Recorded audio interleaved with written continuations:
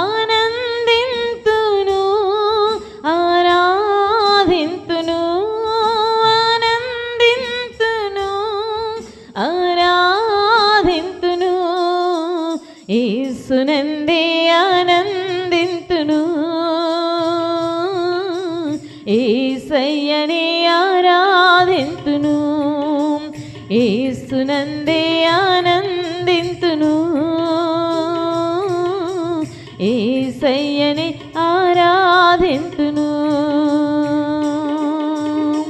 ద్రాక్ష చెట్లు ఫలించకున్నను అంజూరపు చెట్లు పూయకున్నను ద్రాక్ష చెట్లు ఫలించకున్నను అంజూరపు చెట్లు పూయకున్నను ఏమి నాకు లేకున్నా నష్ట సమయమందైనా ఏమి నాకు లేకున్నా నష్ట సమయమందైనా యేసునందే ఆనందింతును యేసయ్యనే ఆరాధింతును నా యేసునందే ఆనందింతును నా యేసయ్యనే ఆరాధింతును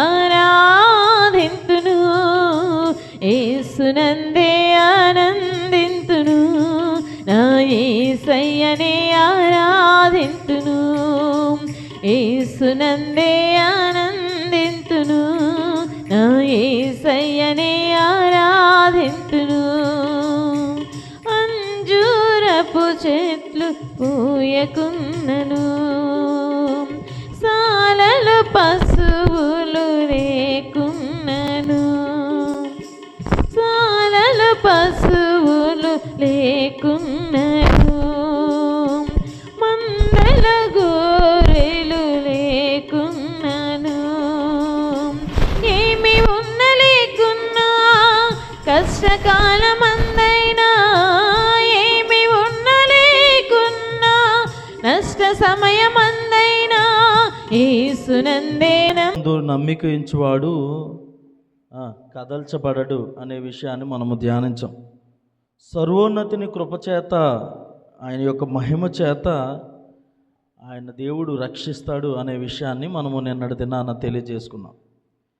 ఈరోజు కొన్ని మాటలను మేము ముందుంచాలని నేను ఆశపడుతూ ఉన్నాను. అక్కడ 20వ కీర్తన, మనం ఇంతకుముందు ధ్యానించినటువంటి 20వ కీర్తన యుద్ధానికి ముందు ప్రజలు దావీదు పట్ల చేసినటువంటి ప్రార్థన. 21వ కీర్తన యుద్ధం తర్వాత విజయం పొందిన తర్వాత స్తుతి. ఈ కీర్తన ఏంటంటే ఈ విజయాన్ని విజయం సాధించిన తర్వాత ఈ యొక్క స్తుతిని ఇక్కడ చేయటం మనం చూస్తాం.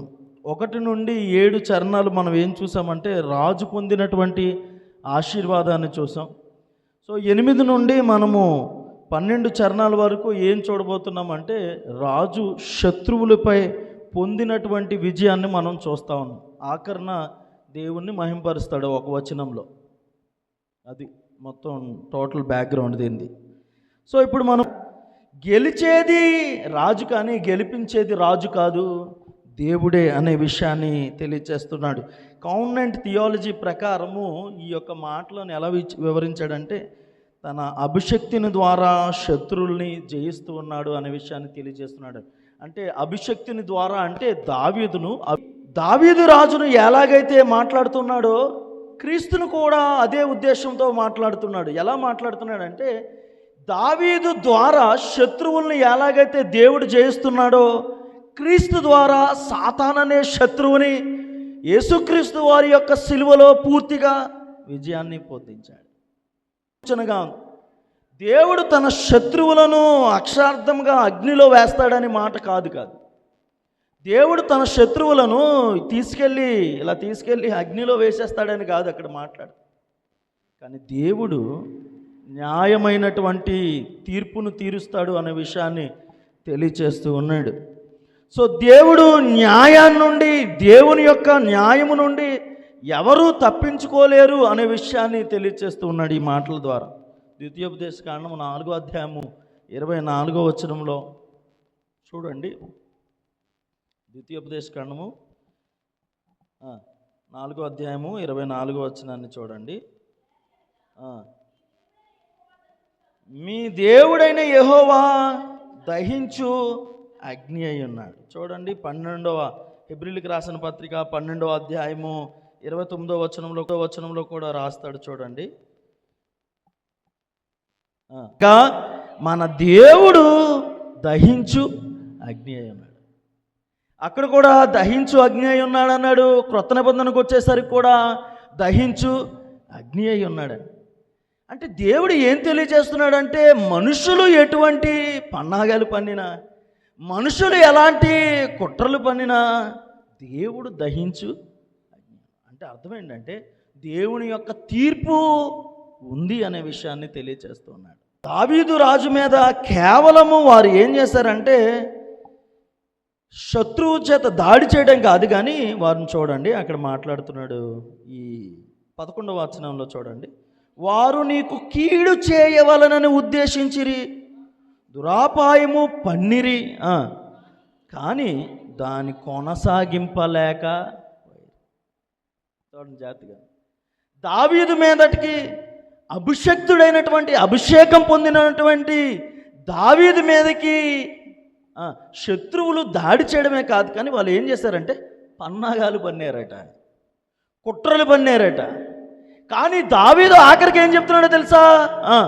అవి రీజన్ ఏంటి? ఇందాకే మనం ఫస్ట్ మాట్లాడుకున్నాం, యుద్ధం చేసేది దావీదు కాదు, దేవుడు యుద్ధం చేస్తే కుట్రలు ఏమవుతాయి, దేవుడు యుద్ధం చేస్తే పన్నాగాలు ఏమవుతాయి అని నిలవవు. దేవుడు ఏం తెలియజేస్తున్నాడంటే, దేవుడు తన ప్రజల పట్ల, తన అభిషక్తుని పట్ల నిలబడ్డాడు. కాబట్టి ఎటువంటి పన్నాగాలు వచ్చినా, ఎటువంటి కుట్రలు వచ్చినా అవి నిలవవు. ఎందుకంటే దేవుడు న్యాయవంతుడు అనే విషయాన్ని తెలియజేస్తున్నాడు. తర్వాత ముందు మాటల్లో మాట్లాడుతున్నాడు. 10వ వచనం, భూమి మీద నుండకుండా వారి గర్భఫలము నీవు నాశనము చేసేదవు, నరులలో నుండకుండా వారి సంతానము నశింపచేసేదవు. ఫలము అంటే అక్కడ రాయబడిన మాట ఏంటంటే పెరి అనే మాట వాడారు. అంటే అర్థం ఏంటంటే సంతానం, వంశం లేకుండా చేయడం.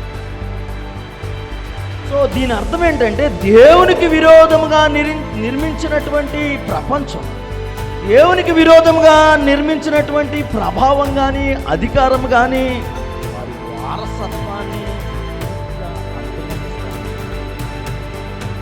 అంటే మరలా దేవుని మీదకి లేచే వారిని మరలా దేవుని మీదకి, దేవుని యొక్క ప్రజల మీదకి లేచే యొక్క శక్తులు ఏదైతే ఉన్నాయో ఆ శక్తుల్ని పూర్తిగా సమూలముగా నాశనం చేస్తాను అనే విషయాన్ని పాపాన్ని క్షమించే దేవుడు, క్షమాపణ కలిగేటువంటి దేవుడు ఇలా ఎలా మాట్లాడతాడు?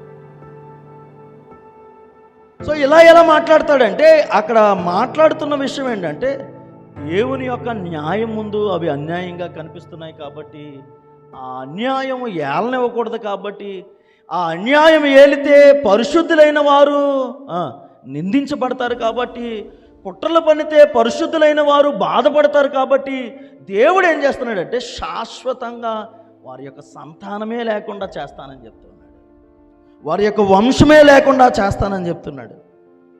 ఈ 37వ కీర్తన 28వ వచనంలో మాట్లాడుతాడు, ఎలయనగా యెహోవా న్యాయమును ప్రేమించువాడు, ఆయన తన భక్తులను విడువడు, వారెన్నటికీ కాపాడబడుదురు, కానీ భక్తిహీనుల సంతానము ఏమైంది?